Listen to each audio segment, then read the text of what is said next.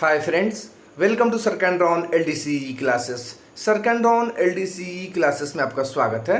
आज की क्लास में हम लोग लखनऊ डिवीज़न जो पूर्वोत्तर रेलवे में पड़ता है उसमें हुए सीसीटीसी कमर्शियल कम टिकट क्लर्क के क्वेश्चन पेपर को देखेंगे। यह एग्ज़ाम 15 मई 2024 को हुआ। यह एग्ज़ाम 15 मई 2024 को हुआ है। आज की क्लास में हम लोग देखेंगे कि वो जो सीसीटीसी के जो एग्ज़ाम्स हुए हैं उसमें किस तरह के जनरल नॉलेज पूछे गए हैं, किस तरह के सामान्य ज्ञान पूछे गए हैं। हम लोग प्रीवियस 2 वीडियोज़ में यह डिस्कस किए हैं कि रेलवे के जो कोचिंग, गुड्स, पार्सल ये सबसे कितने क्वेश्चन पूछे गए हैं, ठीक है ना। आज की क्लास में हम लोग जानेंगे कि जीके में क्या क्या पूछे गए थे। तो आइए शुरू करते हैं। क्वेश्चन पूछा गया है, व्हाट कॉजेज चिकन पॉक्स। कहता है चिकन पॉक्स जो होता है, छोटी चेचक जिसको कहते हैं, वह किसके द्वारा होता है। तो यहाँ जो ऑप्शन दिए गए हैं, fungi, bacteria, worms, none of these. इसका आंसर होगा none of these.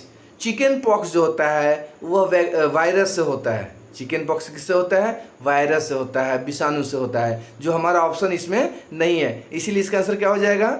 None of these, मतलब इनमें से कोई नहीं। डी इसका आंसर हो जाएगा। नॉर्मल है।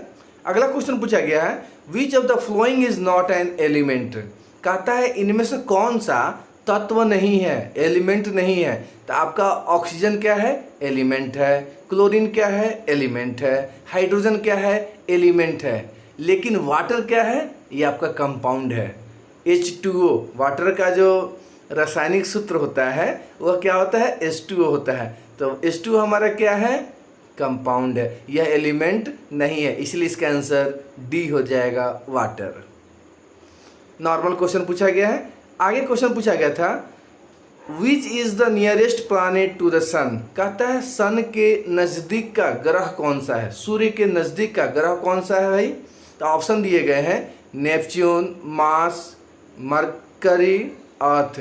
तो कहता है सूर्य का जो सबसे नज़दीक का ग्रह होता है वह कौन होता है? वह बुध होता है। इसलिए इसका आंसर ऑप्शन सी होगा, बुध। ये भी नॉर्मल क्वेश्चन पूछा गया है सोलर प्लैनेट का। अगला क्वेश्चन है, which of the following is an example of fossil fuel. कहता है फॉसिल फ्यूल का एग्जाम्पल क्या है, मतलब जीवाश्म ईंधन का उदाहरण क्या है।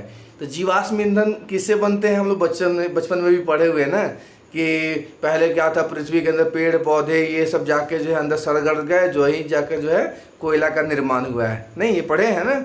हाँ, तो यहाँ जो ऑप्शन जो दिए गए हैं, लकड़ी है, पशु अपशिष्ट है, कोयला है, उपरोक्त सभी है।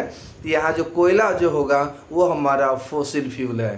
कोयले को हम लोग फॉसिल फ्यूल कहते हैं, जीवाश्म ईंधन कहते हैं। ऑप्शन सी इसका आंसर होगा। नेक्स्ट क्वेश्चन है, scurvy is caused due to the deficiency of which vitamin. कहता है किस विटामिन के कमी से हमें स्कर्वी रोग होता है। नहीं, ये आपको पता है ना। हाँ, ये जो है ऑप्शन बी इसका आंसर होगा, विटामिन सी की कमी से हमें स्कर्वी रोग होता है। इसीलिए अगर आपको स्कर्वी होता है तो विटामिन सी खूब जम के लिमिट मात्रा में खाइए, वो भी ज़्यादा नहीं खाना है, ठीक है ना। तो विटामिन सी की कमी से हमें स्कर्वी रोग होता है। ये भी नॉर्मल क्वेश्चन पूछा गया है। अगला क्वेश्चन है, gram belongs to which type of crops. कहता है चना किस प्रकार का फसल है। तो चना किस सीजन में होता है? रबी में, खरीफ में, दोनों में। तो चना जो है वो आपको खरीफ में होता है, इसलिए बी इसका आंसर होगा। सॉरी, चना जो है रबी के सीजन में होता है, ठीक है ना, इसलिए इसका आंसर ए होगा, रबी। एक बार रिपीट कर दे। क्वेश्चन पूछा गया है कि ग्राम किस फसल के समय में होता है। तो चना जो है रबी के फसल के समय में होता है, इसलिए ऑप्शन ए इसका आंसर होगा। ये भी नॉर्मल क्वेश्चन है। अगला क्वेश्चन पूछा गया है, where is the headquarter of world trade organisation located. कहता है वर्ल्ड ट्रेड ऑर्गेनाइजेशन का हेडक्वार्टर कहाँ पे है। यहाँ जो ऑप्शन दिए गए हैं आपका आंसर होगा option A, Geneva. World trade organisation का जो हेडक्वार्टर है वह जिनेवा में है। फ्रेंड्स, आप हमें कमेंट बॉक्स में बताइएगा कि WHO का हेडक्वार्टर कहाँ है, वर्ल्ड हेल्थ ऑर्गेनाइजेशन का हेडक्वार्टर कहाँ है, आप हमें कमेंट बॉक्स में बताइएगा। नेक्स्ट क्वेश्चन पूछा गया है, which of the following is not a member of SAARC. कहता है इनमें से कौन सा सार्क का सदस्य नहीं है। सार्क जो है कुछ देशों का समूह है, तो बताना है कि इसमें से कौन से देश उस सार्क में नहीं आते हैं। तो यहाँ जो ऑप्शन है मालदीव आता है, अफगानिस्तान आता है, पाकिस्तान आता है, म्यांमार नहीं आता है, इसलिए हमारा आंसर बी हो जाएगा म्यांमार। क्वेश्चन नेक्स्ट है, which state of India is the largest in terms of area. कहता है भारत का कौन सा राज्य क्षेत्रफल के दृष्टि से सबसे बड़ा है। तो आपका जो आंसर होगा वो होगा ऑप्शन बी राजस्थान। राजस्थान जो है क्षेत्रफल के मामले में भारत में सबसे पहले स्थान पे है। फ्रेंड्स, आप हमें कमेंट बॉक्स में बताइएगा कि भारत के जनसंख्या की दृष्टि से सबसे बड़ा राज्य कौन सा है। भारत में जनसंख्या की दृष्टि से सबसे बड़ा राज्य कौन सा है, आप हमें कमेंट बॉक्स में जरूर बताइएगा। अगला क्वेश्चन है, which of the following is an example of green house gases. कहता है निम्नलिखित में से कौन सा ग्रीन हाउस गैसेस का एक उदाहरण है। तो ऑप्शन जो होगा ऑक्सीजन, नाइट्रोजन, नियोन, ये सब ग्रीन हाउस गैसेस के उदाहरण नहीं है। कौन कौन से होते हैं, क्लोरोफ्लोरोकार्बन है, नियोन है, ठीक है ना, सॉरी क्लोरोफ्लोरोकार्बन, ये सब जो है ये सब ग्रीन हाउस गैसेस के उदाहरण है जो इस ऑप्शन में नहीं है, इसलिए नन इसका आंसर हो जाएगा, इनमें से कोई नहीं। अगला क्वेश्चन पूछा गया, how many Lok Sabha seats are there in UP. कहता है यूपी में, उत्तर प्रदेश में लोकसभा की कितने सीटें हैं। तो यूपी में लोकसभा के 80 सीटें हैं, 80 सीट्स हैं, ऑप्शन ए इसका आंसर होगा। नेक्स्ट क्वेश्चन पूछा गया है, in which year the capital of India was shifted from Calcutta to Delhi. कहता है किस साल में भारत की राजधानी कलकत्ता से दिल्ली शिफ्ट की गई थी। तो आप जीके जब पढ़े होइएगा तो उसमें पढ़े हुए होइएगा कि 1911 में जो है भारत की राजधानी कलकत्ता से दिल्ली शिफ्ट की गई थी। आप हमें क्वेश्चन में बताइएगा कमेंट बॉक्स में कि उस समय भारत के गवर्नर कौन थे। जिस समय भारत की राजधानी कलकत्ता से दिल्ली शिफ्ट की गई थी उस समय भारत के गवर्नर कौन थे, आप हमें कमेंट बॉक्स में जरूर बताइएगा। अगला क्वेश्चन है, in which year Quit India movement was launched. Answer will be option B 1942। कहता है भारत छोड़ो आंदोलन किस वर्ष शुरू किया गया था। तो भारत छोड़ो आंदोलन 1942 में शुरू किया गया था, ऑप्शन बी इसका आंसर होगा। नॉर्मल टाइप का क्वेश्चन पूछा गया है।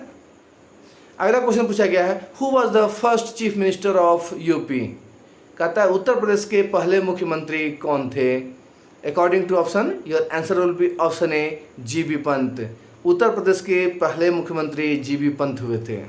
फ्रेंड्स, आप हमें कमेंट बॉक्स में बताइएगा who is the present chief minister of UP.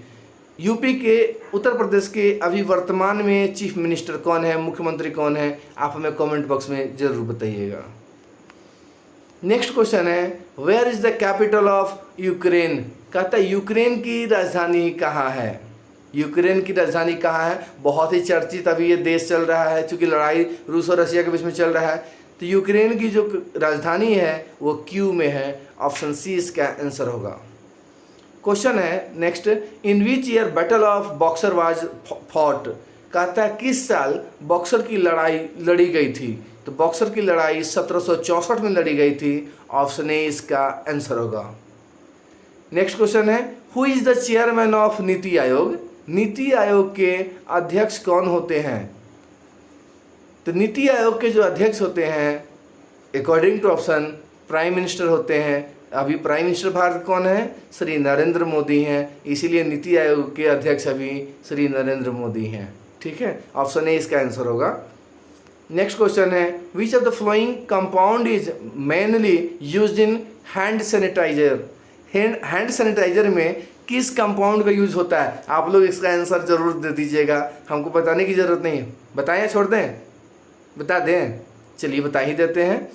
तो हम लोग हैंड सैनिटाइजर के रूप में जो है अल्कोहल का यूज करते हैं। अल्कोहल जो कंपाउंड है उसका यूज करते हैं, क्योंकि कोरोना टाइम में बहुत यूज किया गया सैनिटाइजर को, ठीक है ना। तो ऑप्शन सी इसका आंसर होगा। नेक्स्ट क्वेश्चन है, which of the following is used in pencil. कहता है पेंसिल में क्या चीज़ का यूज होता है। तो पेंसिल में ग्रेफाइट का यूज होता है, इसीलिए इसका आंसर डी हो जाएगा, ऑप्शन डी इसका आंसर होगा ग्रेफाइट। अगला क्वेश्चन पूछा गया, what is the SI unit of weight. कहता है वेट का एसआई यूनिट क्या होता है? तो वेट का जो ऐसा यूनिट होता है वो न्यूटन होता है। ऑप्शन ए इसका आंसर होगा। नेक्स्ट क्वेश्चन है, व्हाट इज रियरिंग ऑफ बीज called? What is rearing of बीज कॉल्ड? कहता है मधुमक्खियों का पालन क्या कहलाता है? तो मधुमक्खियों के पालन को एपीकल्चर कहते हैं। Option A is your answer. Option A आपका आंसर होगा, एपीकल्चर। क्वेश्चन नेक्स्ट है, a TV was originally priced at 8,000 rupees, it is now being sold at a discount of 20%. What is the discounted price? कहता है एक TV जो है 8,000 रुपये में खरीदी गई है, 20% का डिस्काउंट दिया जा रहा है, छूट दिया जा रहा है, तो टीवी कितने में बेची जाएगी? तो 8,000 का 20% निकालिएगा तो कितना आ जाएगा? 1,600 रुपये आ जाएगा। 8,000 में से 1,600 माइनस कर दीजिए, आपका आंसर हो जाएगा। तो 8,000 में से जब 1,600 माइनस करें तो कितना आ जाएगा? 6,400। ऑप्शन ए इसका आंसर हो जाएगा। देखिए मैथ है, कुछ खास नहीं पूछता है, नॉर्मल पूछता है, ठीक है ना। थोड़ा सा प्रैक्टिस करने की, थोड़ा सा मेहनत करने की ज़रूरत है। ऐसे मैथ पे इसके जो है हम अलग से वीडियोस बनाएंगे, ठीक है ना। तो इसको मैथ को मैं स्किप करते हैं, मैथ पे हम अलग से एक वीडियोस बनाएंगे, ऑन द बोर्ड इसको पढ़ेंगे, ठीक है। मैथ और कहता है विश्व हिंदी दिवस कब मनाया जाता है? विश्व हिंदी दिवस जो है 10 जनवरी को मनाया जाता है। कन्फ्यूज नहीं होइएगा, विश्व हिंदी दिवस पूछेगा तो 10 जनवरी।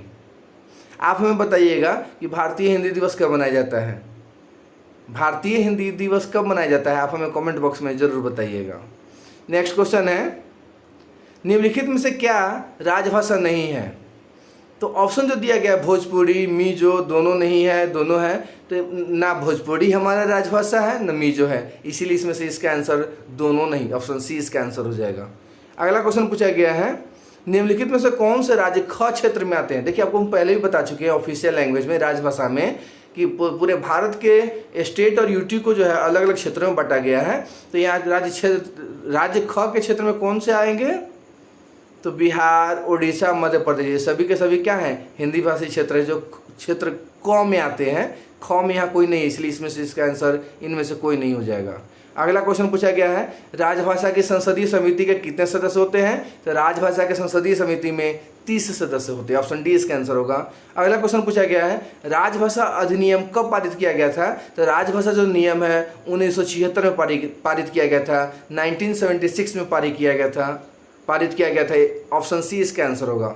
नेक्स्ट क्वेश्चन पूछा गया है, राजभाषा नियम के अनुसार अंडमान और निकोबार समूह किस क्षेत्र में आता है?